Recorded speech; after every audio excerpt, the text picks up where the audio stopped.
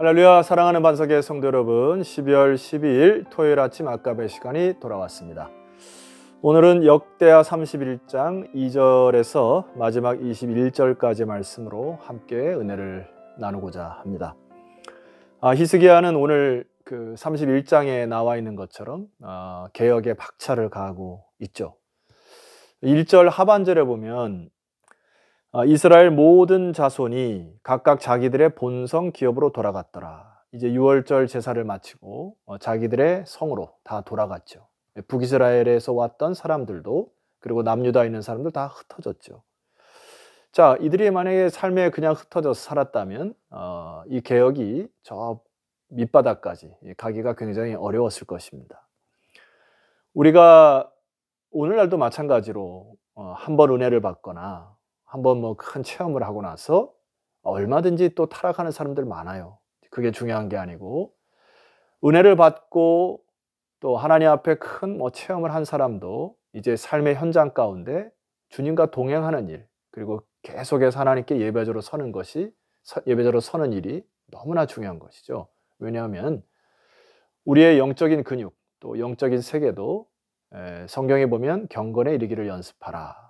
이거는 트레이닝, 훈련하라 이런 것이거든요. 그러니까 끊임없이 우리는 하나님과 동행하는 일에 게을러서는 안 됩니다.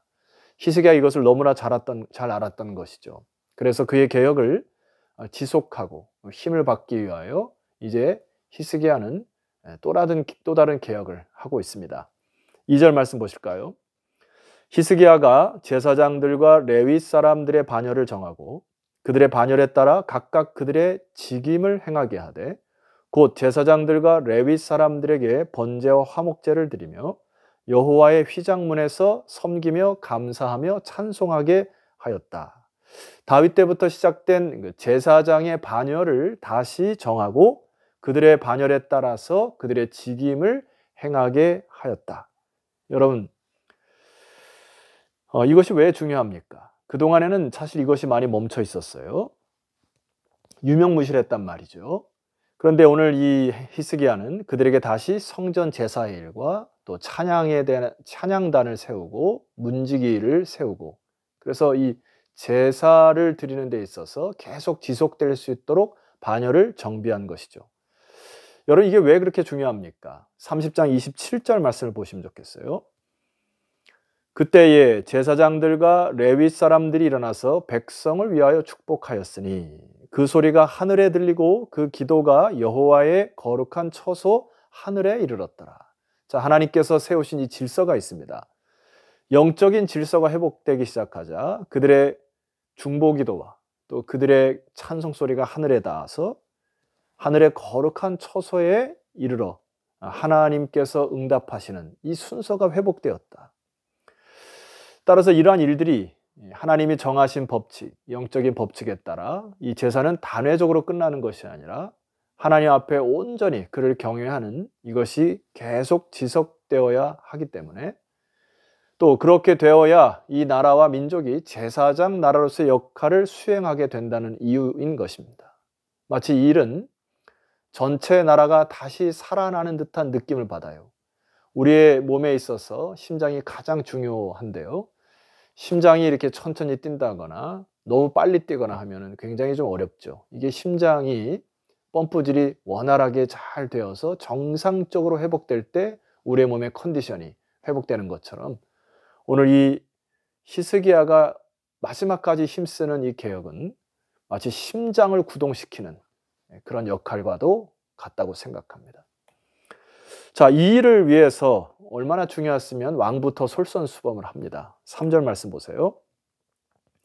또 왕의 재산 중에서 얼마를 정하여 여호와의 율법에 기록된 대로 번제, 곧 아침과 저녁의 번제와 안식일과 초하루와 절기의 번제에 쓰게 하고.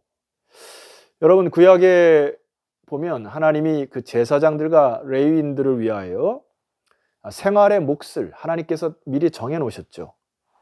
그런데 성전의 기능이 없어지고 또 제사장의 임무나 역할을 무시하고 경솔히 여기다 보니까 그들의 역할이 없어지고 그들의 삶이 녹록지 않게 된 것이죠. 그러다 보니까 아까 말씀드렸던 것처럼 영적인 질서, 심장이 뛰지 아니하는 이런 상태까지 가버린 것이죠. 이것을 알고 히스기야 왕이 먼저 왕의 재산 중에서 얼마를 정하여 여호와의 율법에 기록된 대로 그가 하나님 앞에 드리는 이러한 개혁의 첫 단추를 이루게 됩니다. 자, 4절 말씀 보니까 또 예루살렘에 사는 백성을 명령하여 제사장들과 레위 사람들 몫의 음식을 주어 그들에게 여호와 율법을 힘쓰게 하라 하고 권면을 합니다. 자, 제사장과 레위인들도 일반 백성들과 똑같이 먹고 사는 일이 참 중요했죠. 그래서 이 사람들이 여기에 일반 백성들이 그들에게 몫을 챙겨주지 않으면 이 제사장과 레위인들은 그들의 역할을 온전히 할 수 없으므로 이들이 이제 히스기야 왕이 백성들을 독려하여 힘쓰게 하라 하고 명령을 하게 되죠. 오늘날 우리가 조금 생각하고 깊이 묵상하고 기도해야 될 것은 시대가 점점 어려워지고 어두워지다 보니까 오늘날 이 역할을 감당하는 목회자들이 이 삶 속에서 주중에 먹고 살기 위하여 많은 일들을 하기도 하고 또 이중직을 겸하여 하는 일들이 자꾸 늘어나고 있는데요.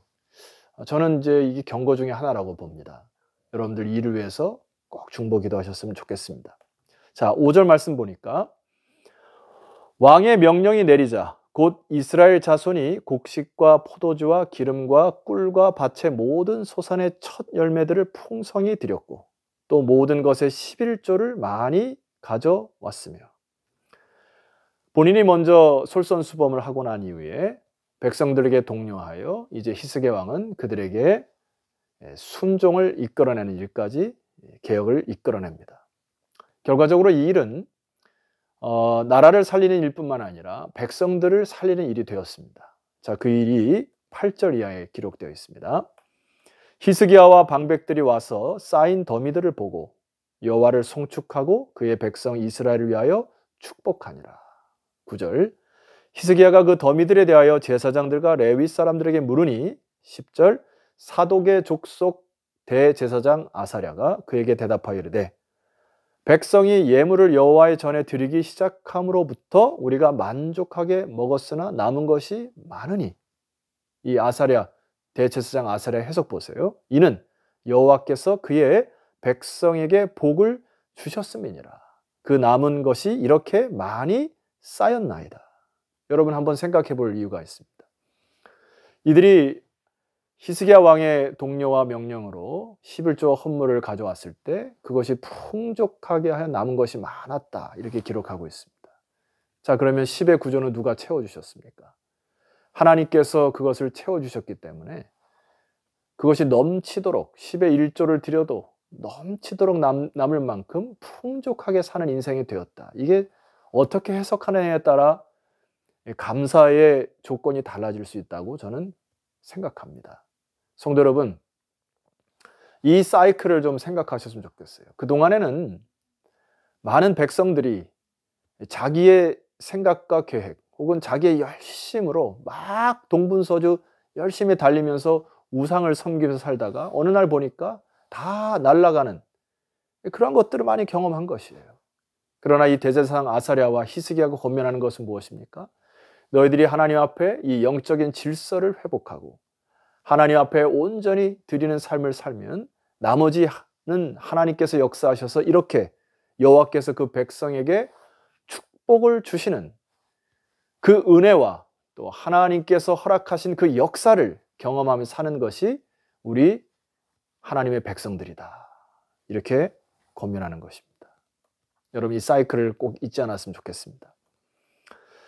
자, 오늘 본문 마지막에 보면 헌물들이 너무 많이 들어왔어요. 11조도 많이 들어와서 이 히스기야의 또 지혜가 발동이 됩니다. 11절 말씀 보니까 그때에 히스기야가 명령하여 여호와의 전 안에 방들을 준비하라 하므로 그렇게 준비하고 성심으로 그 예물과 11조와 구별한 물건들을 갖다 두고 레위 사람 고나냐가 그 일의 책임자가 되고 그의 아우 시므이는 부책임자가 되며 하나님께 드린 11조 헌물은 여호와의 전안 방들에게 채워서 다른 곳에 쓰여지지 않도록 거룩하게 구별하였고, 그 다음에 이 일이 정직하고 깨끗하게 쓰여지기 위하여 고나냐라고 하는 책임자와 시므이라고 하는 부책임자를 세워 이 일들에 대해서 시험에 드는 일이 없도록 철저히 관리하는 지혜도 히스기야 왕이 내렸습니다.